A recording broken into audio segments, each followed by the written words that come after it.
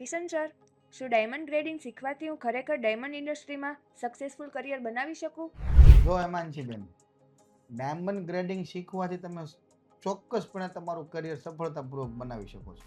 Diamond ગ્રેડિંગમાં main આવે છે 4C. 4CS માં તમને કટ છે તો કટથી બ્રિલિયન્સી કઈ રીતના નક્કી કરવી એ કરવું પડે એમ છે. કલર છે તો D થી લઈને Z સુધી સ્ટાન્ડર્ડ પ્રમાણે તમારે કલર નક્કી કરવાના હોય છે.